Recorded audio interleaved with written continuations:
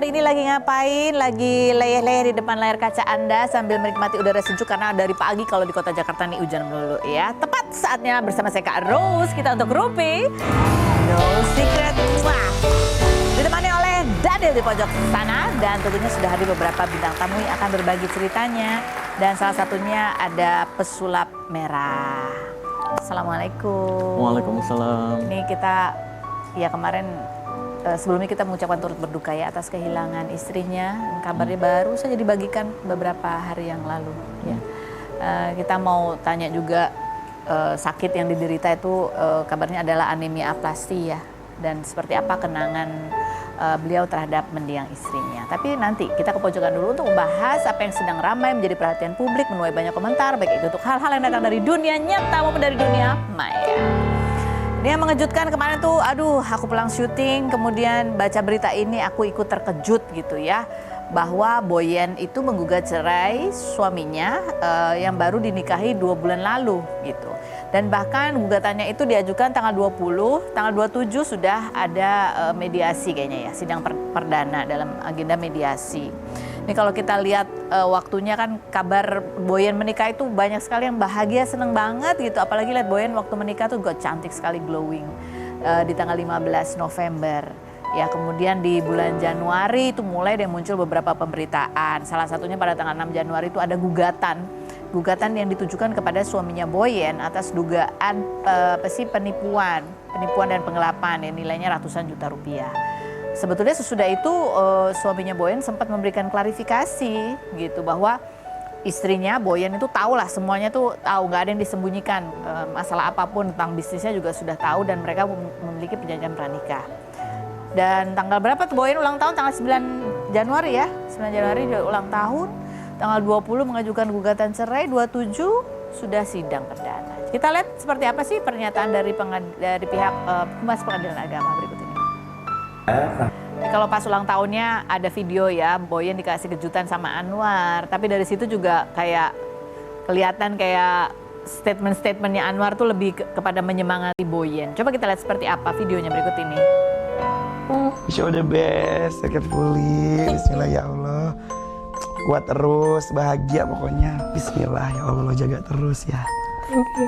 Makasih ya udah. Di tahun ini diberkahin terus, Amin. dijauhkan dari orang-orang jahat, dideketin sama orang-orang yang baik. Peduli sama diri sendiri, kita biar sehat, panjang umur. Sementara kalau kita lihat dari feed Instagramnya suaminya Boyen gitu, nggak terlihat itu ada ucapan, ada di posting lah ucapan selamat ulang tahun tuh nggak ada. Dan bahkan sekarang Instagram suaminya Boyen juga di private ya.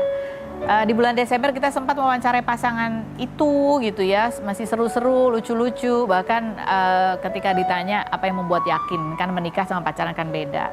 Ya ada banyak pertimbangan, tapi sempat terlintas, terucap gitu Boyen tuh sempat khawatir, dia takut kalau terjadi apa-apa gitu ya, itu nanti orang komentarnya, paling juga pret pada waktunya gitu. Kita lihat yang berikut. Komentar netizen coba kita baca yang berikut.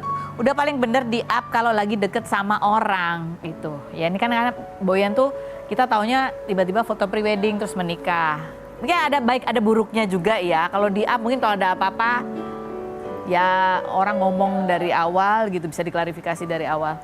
Emang harus curiga nggak sih kalau laki datang-datang ngajak nikah? Tergantung ya. Kalau datang-datang ngajak nikah ya tergantung. Maksudnya iya tergantung aja. Definisi udah telat nikah tapi dapat yang nggak tepat. Astaga, nggak ada ya telat nikah, kecepatan nikah ada sih kalau telat nikah. Maksudnya ya nggak, itulah susah ngomongnya gimana ya. Yang berikutnya ada lagi komentarnya. Suami kena kasus langsung dicerai gitu, hahaha. Kita kan nggak tahu intinya masalahnya tuh apa. Please jangan hujat Boyen ya, sekarang pasti dia juga udah terpuruk takut trust issue sama cowok. Yang berikutnya, Boyen kalau belum 3 bulan minta pembatalan pernikahan aja ke pengadilan, ya sedihnya gitu. Yang berikutnya ada lagi, yang tiba-tiba nikah dan tiba-tiba juga cerai. Intinya cinta itu pada akhirnya astaga ini jadi pret doang, semangat ya Kak Boyen. Cinta itu pret. Jadi ini kita di luar kasus apa yang kita bicarakan ya, cinta itu apa. Tapi namanya cinta itu ya memang harus diperjuangkan ya. Nah, seperti apa sih perjuangan dan perjalanan cinta pesulap merah atau Marcel dan istrinya dan mendiang istrinya? Kita lihat dulu profilnya berikut ini. Kita lihat ini ada artikelnya ya, istri meninggal dunia, Marcel bersaksi bahwa istrinya adalah perempuan yang baik, setia dan pengertian. Kalau kita lihat di postingan Marcel juga meninggal dunia pada tanggal 27 Januari pukul 4:46 di rumah sakit karena penyakit yang diderita sejak lama. Ya. Dan kamu juga mengatakan istri kamu adalah sosok yang selalu mensupport di balik layar. Dan ini memang sakitnya udah lama sekali ya, 2022 baru ketahuan. 2022 Baru ketahuan. Kan Iya. nikahnya baru 2021. 2021, betul. Tapi belum ada tanda-tanda apa gitu. Udah kayak menstruasi yang telat terus sekali menstruasi juga panjang gitu. Terus sering kekurangan darah dan semacamnya. Awalnya dikira DBD, DBD negatif, autoimun negatif juga. Terus apa? Akhirnya dicek lebih dalam, baru ketahuan tahun 2022 anemia aplastik. Anemia aplastik. Iya, jadi kelainan sum tulang yang ini harusnya dari kecil sudah ketahuan. Oh, ini karena sudah gede akhirnya Sudah malah gede, jadi mungkin semakin parah dan semacamnya. Akhirnya baru ketahuan di tahun 2022 waktu itu ikut saya syuting. Ternyata dia nggak boleh kelelahan. begitu kelelahan? Iya, begitu kelelahan darahnya kan nggak bisa memproduksi darah, sum-sum tulangnya. Langsung lemas. Sehingga langsung lemas, kejang-kejang kayak gitu, demam, dibawa ke rumah sakit itu DBD. Awal dikira DBD, bukan. Autoimun bukan, pindah rumah sakit, akhirnya dicek lebih dalam, ternyata sum-sum tulangnya tidak menghasilkan darah. Oke. Tidak bisa memproduksi darah seperti orang umumnya, sel darah merah, sel darah putih, termasuk trombosit, ya, Itu. betul. Dan kamu juga ya di postingan kamu mengatakan bahwa ya sudah nggak sakit lagi, tidak perlu operasi, tidak perlu harus bolak-balik rumah sakit. Jadi sepanjang dari tahun 2022 itu bolak-balik rumah Iya, sakit. dia Treatment apa aja? Dia bahkan sering banget bilang, Mas aku capek mas ke rumah sakit terus. Kayak gitu. Terakhir pada saat meninggalnya almarhumah. Itu yang saya lagi ngambil jadwal ke Jawa Tengah. Jawa Tengah lagi menuju mau ke Solo dikabarin langsung balik, saya cancel jadwal kerja saya balik ke Bandung, Udah nggak ada. Tapi terakhir komunikasi apa, masih teringat pertemuan terakhir? masih ingat terakhir komunikasi istri saya, makanya saya bilang pengertian baik luar biasa, peduli terhadap suaminya, dia support luar biasa di belakang layar, nyari-nyari ide. Kalau pembahasan tuh, kalau dukun sering banget tuh dia nyari ide di TikTok, Mas ini bagus nih buat dibahas. Nah, operasi 1 saya ada, biopsi saya temenin, saya cover semua. Operasi kedua masih ada. Pas operasi kedua itu terakhir dia ngechat kayak gitu, dia bilang, Mas kamu kayaknya di rumah ibu kamu aja, jangan ke rumah sakit dulu, karena aku nggak enak mas. Aku juga kan dirawat sama ibu aku, gitu. Karena aku nggak enak mas, kamu ngelihat aku kayak gini gitu. Jadi aku khawatir kondisinya nggak nyaman. Ada chatnya, mau dibaca? Boleh, kalau boleh. Boleh. Jadi dia nggak pengen kamu melihat tunggu kondisi aku dia. sembuh baru pulang.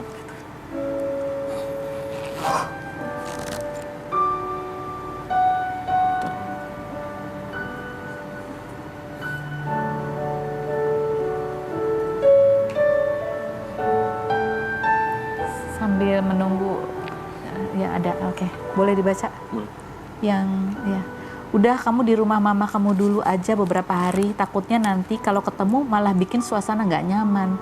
Aku kan lagi di rumah mama aku, selama aku pengobatan, kamu di Jakarta dulu aja. Akunya malu ketemu kamu dengan kondisi aku yang gini. Lewat chat aja, meski aku bales nggak lama, tapi aku bales. Karena kalau pagi itu pasti aku selalu ganti perban, terus diseka, makan, minum obat, ngerasain sakit, linu-linu badan dan lain-lain. Baru bisa pegang HP paling enggak jam 9, jam 10. Jadi kamu terakhir ketemu pada saat di rumah sakit itu enggak ketemu? Operasi kedua. Operasi kedua? Operasi ketiga saya nggak dikabarin. Operasi ketiga kamu nggak dikabarin? Bahkan saya baru tahu ternyata dia bilang ke ibu saya, jangan kasih tahu Mas Haris gitu. Karena dia tidak ingin membuat kamu sedih.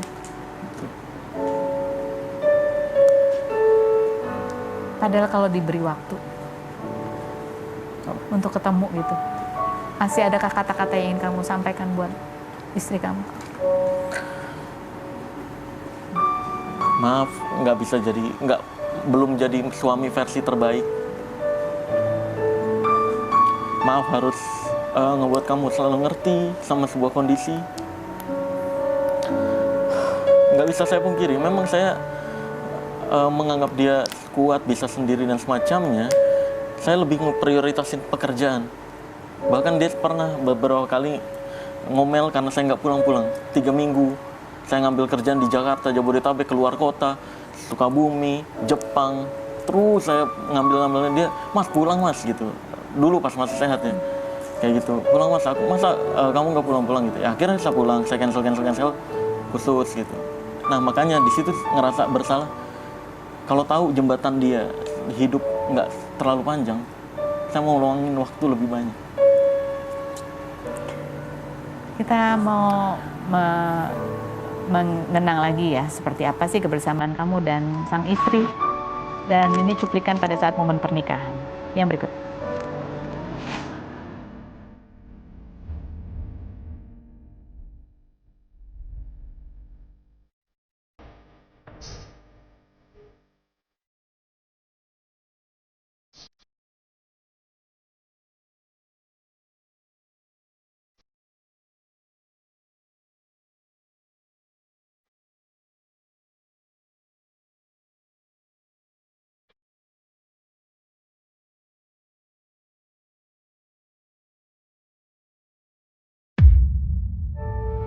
Kalau kita lihat ada momen juga kalian berdua sempat menjalankan ibadah umroh. Baru kemarin, Oktober. Ini Mending sudah dalam kondisi bolak-balik rumah sakit. Udah muncul, awalnya jadi gini, awalnya anemia aplastik aja. Anemia aplastik, aja. menjalani pengobatan. Saya anterin terus ke rumah sakit untuk trombosit, terus juga untuk pengecekan bagaimana kondisi anemia aplastiknya, penebusan obat dan semacamnya. Terus tiba-tiba di awal tahun 2025 muncul seperti sariawan. Nggak tahu ini efek samping obatnya yang terlalu keras atau bagaimana. Karena di Indonesia anemia aplastik obatnya baru 1. Cuma ada 1 obat itu untuk menahan atau mengkondisikan hormon. Nah, 2025 muncul sariawan. Awalnya dianggap sariawan biasa. Akhirnya kita ke dokter bedah mulut, coba untuk konsultasi gimana cara mengobatinya. Terus ya dikasih obat-obat sariawan kok nggak makin sembuh, malah makin lebar-lebar. 5 bulan, 6 bulan, makin lebar. Akhirnya, Mas cek aja deh, coba biopsi. Banyak kan yang nyaranin dokter biopsi. Kayaknya bukan sariawan biasa deh. Nah, pas biopsi, disitulah ketika pulang umroh. Jadi pas umroh ini udah ada sariawan, dia makan nangis karena perih gitu. Terus juga ya banyak lah dia nggak nyaman dan semacamnya. Akhirnya pulang umroh ini, Mas, yuk biopsi. Saya anterin biopsi. Nggak pakai BPJS, cover full. Karena saya pengen tahu total penyakitnya apa secara cepat gitu. Karena kok nggak sembuh-sembuh gitu. Saya sampai bahkan marah-marah ke rumah sakit Bandung. Saya marah-marah. Ini gimana ceritanya? Abis dari dilempar rumah sakit ini, biopsi, nyampe sini, cek lagi. Ini gimana cara pengobatannya gitu? Pengen cepat. Saya ya? bawa nama pesulap merah sejujurnya, biar cepet. Karena kan biasa keluar rumah saya pakai masker, pakai topi. Saya buka masker, kamu tahu siapa saya? Saya pesulap merah, saya bisa, wah saya kasih. Iya, karena emosi ya seorang emosi. suami. Saya pengen biar ada tindakannya apa harusnya. Kok dari kemarin cek gitu. Nah ternyata sariawannya itu kanker. Nah dari situlah akhirnya diputuskan untuk pengangkatan kanker, operasi plastik dan semacamnya. Ternyata dia nggak kuat. Pada saat momen umroh itu, selain ya almarhum kesakitan setiap kali makan gitu, ada secara dalam ibadah gitu apa yang masih menjadi kenangan sampai saat ini bersama almarhumah? Dia cuma pengen cepat sembuh aja, nggak pengen bolak-balik ke rumah sakit lagi.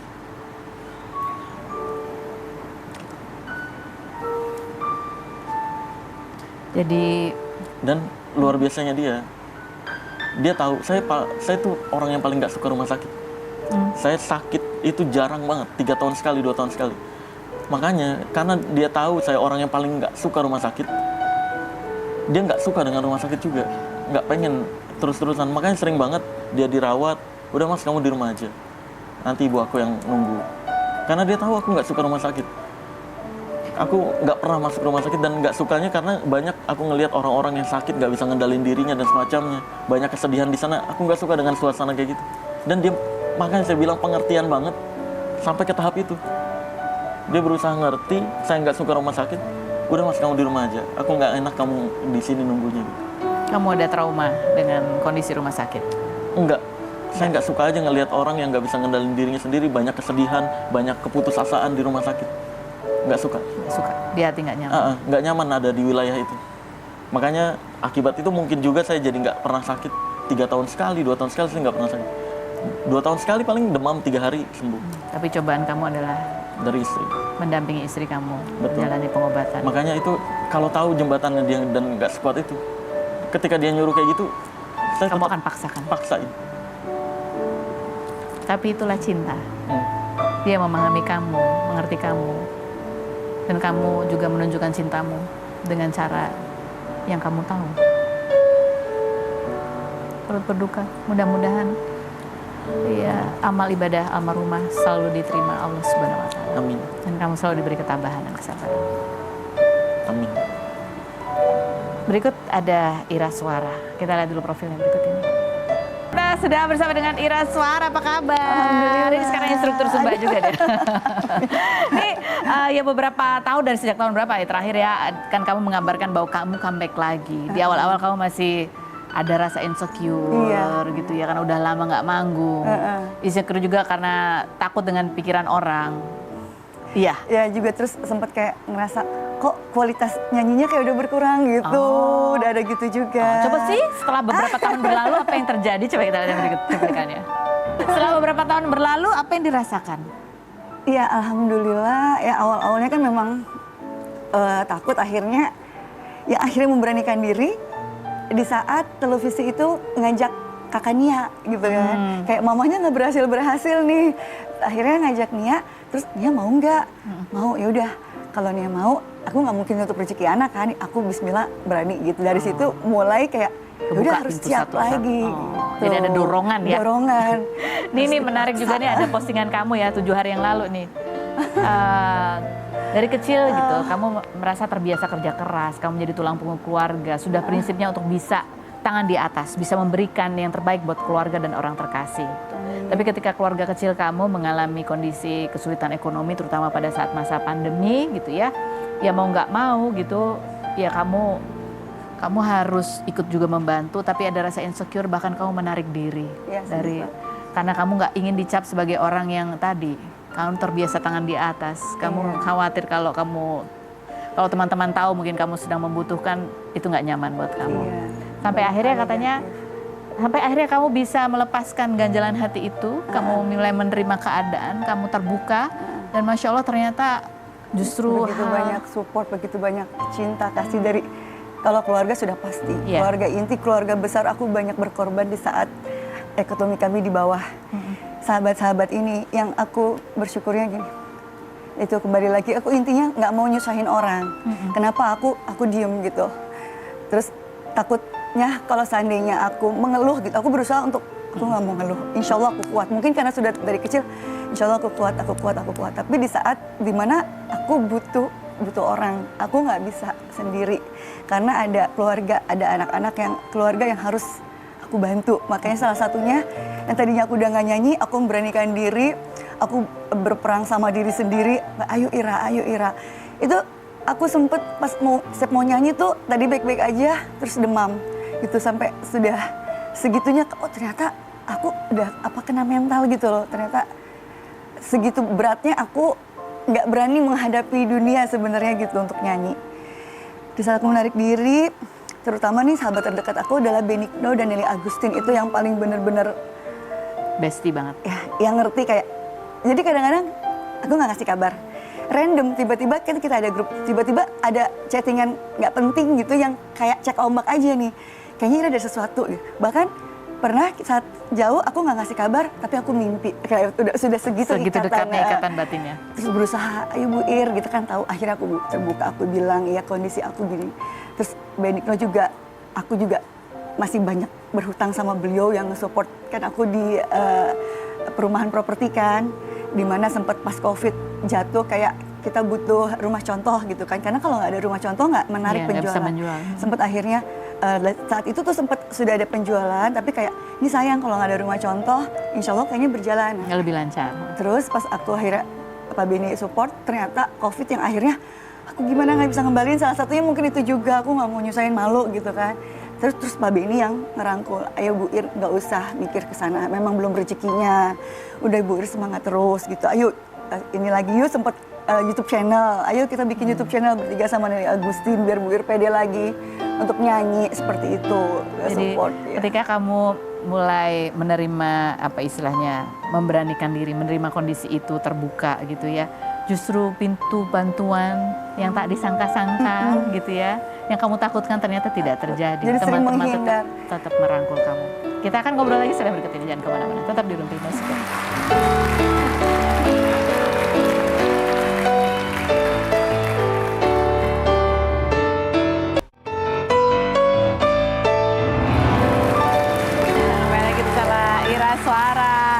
Ini kalau denger Ira Suara tuh kan taunya tuh penyanyi hits gitu ya, banyak tuh lagu-lagunya yang apa namanya penjualannya banyak gitu. Jadi ketika orang mungkin ya orang cerita kamu lagi kesusahan secara ekonomi itu banyak yang duitnya kemarin kemana gitu. Ternyata memang nyangkut di bisnis ya waktu Iya itu. benar. Jadi Sampai jual-jual apa segala.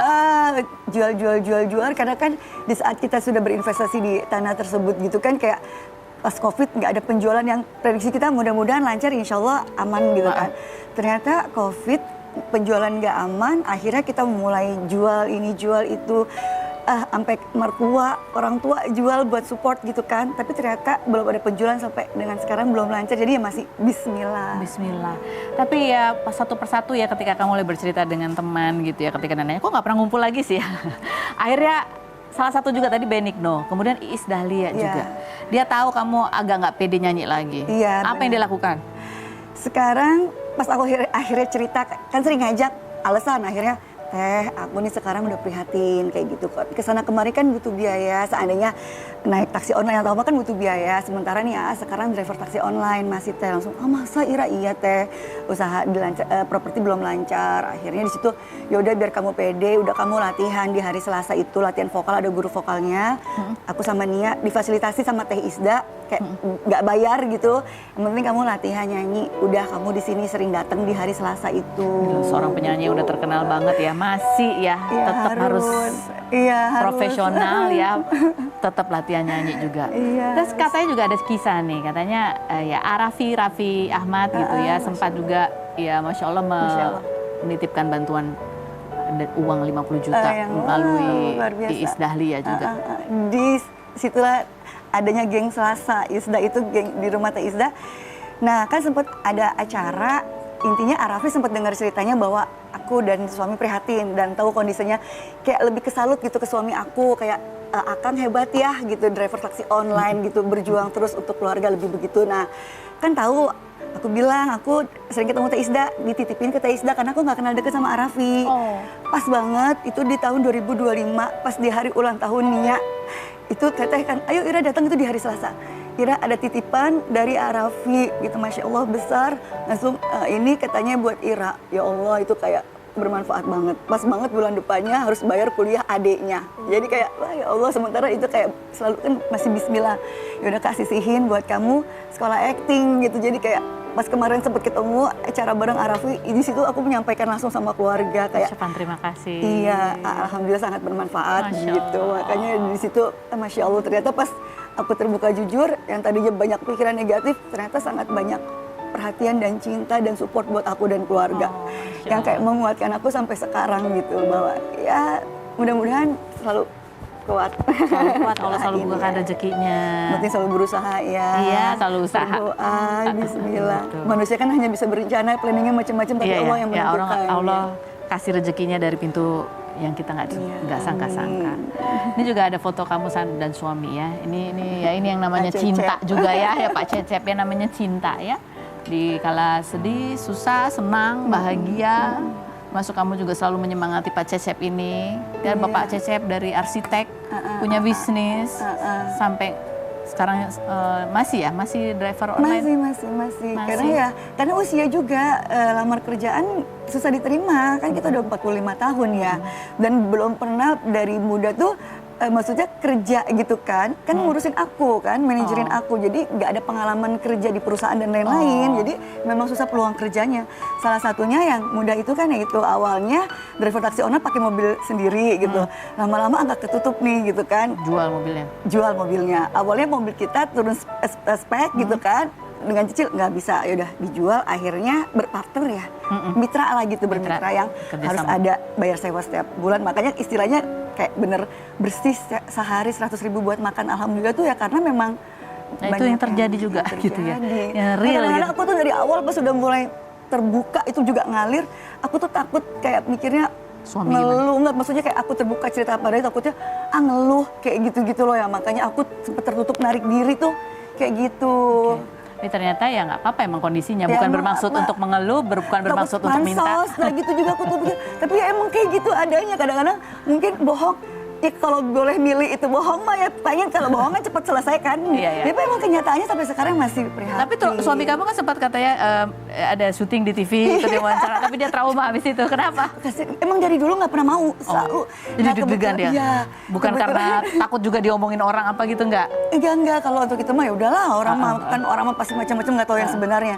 Kebetulan kan sama kalau sama Irfan kan dari dulu sering kerja bareng, udah kenal deket, langsung ditodong gitu lagi syuting gitu langsung. Mana Cecep itu langsung ayo. Makanya hari ini Pak Cecep nggak ada nih, anak-anaknya ada, Pak Cecep nggak ada, takut ditarik ke tengah. Ya abis itu udah aku nggak mau lagi, jadi bener-bener mukanya merah, matanya merah. Aku sampai aku pikir aku tadi awal bercandain kayak wah masuk TV gitu kan, sama anak aku yang cowok juga belum pernah, jadi bener-bener baru pertama masuk TV. Abis itu pas ngeliat kasihan udah ya tapi tetap ditahan. Abis itu kayak udah ya aku nggak mau lagi gitu. Ngantar lagi. Tapi mungkin ini hikmahnya ya. Hikmahnya adalah bercerita itu bukan berarti minta dikasihani, bercerita itu bukan berarti minta-minta gitu ya. Bercerita itu ya kepada teman, pada sahabat, cerita kondisinya seperti apa, sehingga kalau ada sesuatu perilaku yang mungkin tadi kamu menarik diri, nggak bisa pergi seperti biasanya, itu adalah hal yang biasa. Tapi lewat situlah, ya lewat silaturahmi, berbicara, bertanya kabar, itu kemudian ya ada peluang-peluang yang terbuka. Banyak hal positif ternyata gitu. Itu yang perlu kita petik hikmahnya ya. Ini ngomong-ngomong soal rezeki, nih ada seorang konten kreator, full time UMKM pedagang ya, yang juga part time konten kreator. Ada Rizky Renaldi atau Aldi. Kita mau tanya mengenai apa namanya? Es gabus. Ya, es gabus. Kok bisa kayak gabus? Kayaknya ya. Kita lihat dulu profilnya berikut ini. Kita sudah bersama dengan Mas Aldi dan sudah siap dengan perlengkapan untuk membuat es gabus. Ya. Oke, ini silakan sambil, ini bahannya apa aja kalau boleh disebutkan? Jadi sebenarnya bahannya nggak ada yang berbahaya ya pasti ya. Oke. Nggak ada spons bedak di sini, Nggak ada ya. Spons cuci piring apalagi. Jadi di sini tuh yang paling penting bahannya itu ada tepung hunkwe. Hunkwe. Jadi dia tepung dari kacang hijau. Oh oke. Itu yang akhirnya bikin nanti bentuknya es gabusnya berpori. itu jadi berpori. Oh, oke. Itu Hunkwe. ya Itu ada sebelahnya susu apa? bubuk juga. Susu bubuk. Tapi ini opsional. Biasanya bisa pakai, bisa juga nggak. Bedanya apa kalau pakai? Kalau Jadi pakai apa? lebih creamy. Tekstur juga lebih padat. Oh, Kalau nggak terlalu pakai, sponsy. Iya. Oke. Tapi kalau nggak pakai dia bakalan jadi lebih spons. Jadi mirip kayak ini ya. Lebih mirip kalau nggak pakai susu, lebih mirip kayak spons ini. Make up. Make up. Tapi bukan spons make up. Ya, Ini gula pasir, terus ada santan, sama ada yang terakhir ini ada garam sedikit. Oh, garam sedikit. Oke, ini sambil diracik ya. Iya. Kita mau lihat dulu ini video yang kemarin viral sampai ada es gabus ini jadi viral. Adalah ketika ada video ini penjual es gabus kemudian didatangi Pak Sudrajat gitu, didatangi oleh 2 pelanggan. Ini sebenarnya mungkin maksudnya baik gitu ya, untuk mengecek apakah bahan-bahan yang dijual oleh Pak Sudrajat ini bahan-bahan yang aman dikonsumsi terutama untuk anak-anak. Tapi kemudian videonya viral, ramai gitu karena ada tudingan, ini nggak bener ini bahannya. Tapi ternyata setelah dicek bahannya aman. Coba kita lihat dulu video berikut ini.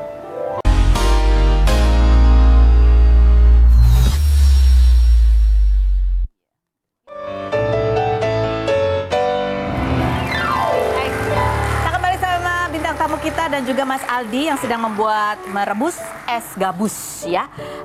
Nah ini tadi udah bahan-bahan yang tadi itu dicampur aja semua gitu ya? Semua dicampur aja. Jadi sebenarnya nggak ada bahan-bahan lain selain yang tadi aku sebutin. Semua tinggal dicampur, kasih pewarna. Secukupnya aja ya pewarnanya. Baru tinggal dimasak kalau bahasa Depoknya sampai ngegolak. Ngegolak gitu ya. Jadi nggak pakai spons. Oh nggak mungkin. Kalau pakai spons justru bakal lebih mahal lagi dong. Oh, lebih Spons makeup aja berapa? Iya. Dan ini namanya es gabus, berarti setelah jadi ditaruh di cetakan harus dimasukin ke freezer. Itu harus. Itu harus taruh freezer. Nah ini untuk mempercepat karena ya kan kita simsalabim ya. Ini udah beli. Ini yang dimasak ya, coba ya. Ini yang ada 2 nih. Ini yang dimasak, ini yang nanti jadinya dari Mas Aldi ya. Ini memang sengaja dipilih warnanya seperti gabus cuci piring, tapi ini nggak bisa buat cuci piring. Kalau yang ini kita beli di luaran. Ini ada bedanya. Nanti kita coba diremes itu kayak gimana sih hasilnya. Bedanya apa nih Mas Aldi yang ini dan yang ini? Biasanya kalau yang dijual di abang-abang itu, ini sepengetahuan aku aja ya. Iya. Mereka itu ngilangin susunya, tapi tambah airnya. Oke. Otomatis nanti pas proses masuk freezer itu kandungan airnya bakal jadi lebih banyak. Oke. Dan ketika masuk ke suhu ruang itu kalau diperes pasti jadi bakal lebih banyak air lagi dan pori-porinya bakal lebih berongga. Oke, ini kita coba ya. Ini yang beli di luaran ya. Yang harganya berapa nih kalau beli? 2.000. Apakah seperti itu ya? Ini mohon maaf ya. Ini kan untuk ini ya, untuk Pembuktian. ya ampun gimana sih? Ya, seperti itu. Ya. Ini saudara-saudara ini ya kita. Coba kita lihat nih agak close up nih, close up. Oh iya ini seperti spons emang hasilnya kayak spons, iya kan? Iya, Yang kayak tapi sepon. jangan dipakai buat pakai makeup Tapi lagi ya. hancur, maksudnya hancur. Hancur. Betul. Kalau yang nggak terlalu hancur tuh kenapa? Karena dia udah semakin lama di freezer. Kalau gitu. semakin lama di Iya, freezer dia jadi nggak terlalu hancur. Terus juga dari takaran juga ngaruh. Semakin kuat ya adonannya, semakin kencang juga. Semakin banyak tepung kuenya itu. Airnya, santannya, itu yang bikin jadi si adonannya jadi semakin mengeras. Mengeras, jadi iya. lebih ngepel gitu ya. Ngepel, Kalau ini kan benar. terlihat hancur nih, Iya, hancur iya, ya. ini hancur. Tapi kalau yang di Iya. video viral itu kan dia agak ini. Nah ini kalau yang ini nggak bisa di. Ini berarti Bisa. Tapi mau gabus hancur nggak hancur, tetap semua bahan bakunya aman. aman buat Bedanya di konsumsi. takarannya aja. Karena kan beberapa pedagang biasanya ngakalin dari kos ya. Iya benar. Mereka nekan kos akhirnya nambahin airnya lebih banyak, Oke. susunya dikurangin. Iya. Karena kan itu kosnya lumayan besar ya. Tapi nggak mengandung bahan-bahan yang Tapi yang berbahaya. pasti dari semua yang ada beredar di pasaran itu tidak berbahaya. Oke. Kan memang sudah terbukti juga. Oke. Kalau ini kalau diperes jadi Ada airnya juga. Tapi ini proses taruh di freezernya belum lama. oke. Boleh ya aku perkes Boleh. juga ya. Aku perkes ya ini demi untuk percobaan ya. Yang biasa meres. Kan saya dulu ibu cuci ya. Ya coba ya. Ini kayak kalau kita peres. Oh iya dia lebih. Ini lebih kayak agar ya? Iya, dia lebih karena kayak aku agar. kasih susu Karena- bubuk di dalam. Kalau ada susu jadi kayak agar gitu. Santannya juga. Jadi semua komposisinya beda. seimbang. Oke. Nih yang udah panas nih kalau kita lihat yang udah panas ya. Ini tadi dari tepung hunpei-nya. Oh, lihat tuh. Nah, ini- Close up ke sini. Agak kental-kental Kalau gitu udah nih. kayak gini nanti tinggal masukin cetakan aja sebetulnya. Nanti kita bikin beberapa layer. Jadi dia kayak kental gitu Iya, kayak gitu. ada kanjinya gitu ya. Betul, Nah, makanya yang belum tahu tepung hunpei ya inilah tepung hunpei. Kemana Memang ya? bahan baku dasar buat pembuatan es gabus. Mau Jadi makan bukan nggak? pakai spon. Ini yang belum aku perkes ya. Dicobain. Dari tadi itu ditunggu-tunggu dari tadi. Mas Aldi kemarin lihat video yang kayak gitu tuh ya. Dan ini kan Mas Aldi juga penggiat untuk selalu meng-encourage orang untuk kalau mau berdagang, punya usaha kecil menengah gitu. Apa sih pas pertama lihat videonya? Pas videonya lewat kan TikTok pertama kali ya, itu biasa aja. Kayak perselisihan antara 3 orang gimana sih? Tapi kok makin lama makin menarik. Apalagi ada momentum di mana ada salah satu petugas yang ngeremes es gabus, terus disuapin nih ke pas sudrajat ya. Itu yang bikin aku lama-lama makin standby nonton videonya. Tapi terus pas satu kali scroll lagi, langsung ada video klarifikasi. Ini ternyata bahannya aman dan layak konsumsi. Dan aku pikir kayaknya emang harus dikasih tutorialnya nih, biar nggak jadi salah paham dan nggak jadi fitnah. Nah, biar lebih informasi lebih detail, lebih Iya. jelas. Apa kunci utama Kunci utama? sukses untuk melakukan bisnis membuat ke usaha kecil menengah apa? Yang paling penting konsisten ya. Konsisten? Karena kesalahan paling mendasar buat teman-teman UMKM tuh sering buka sering tutup. Oke. Jadi akhirnya pelanggan tuh bakalan pergi. Oke, jadi kalau mau libur hari Selasa ya udah libur aja hari Betul, Selasa. itu. Ya. Iya. Tapi jangan tiba-tiba kadang Selasa, kadang Rebo, kadang Iya, Selasa iya, ya. betul. Oke, itu aja. Konsisten. Itu Limpah aja ya. sih. Modal dari mana modal? Modal macam-macam. Boleh modal sendiri. Mas Aldi dari mana waktu itu? Dari ini, pas aku resign ada dana BPJS dulu ya. Oh. Setelah resign kan iya. kita punya BPJS Ketenagakerjaan, itu aku cairin dan jadiin modal usaha. Oh, Masya Allah. Tapi harus tekun dan harus konsisten. Mas Aldi terima kasih banyak sudah hadir. Pesulap Merah, Mas Aldi terima kasih sudah hadir. Ira Sora, terima kasih juga sudah berbagi ceritanya. Enak? Enak boleh bawa pulang. Boleh bawa pulang silakan. Bisa bikin di rumah, bisa beli juga, aman bahannya ya. Terima kasih buat Anda yang sudah bergabung. Kita ketemu lagi setiap hari di acara Robin.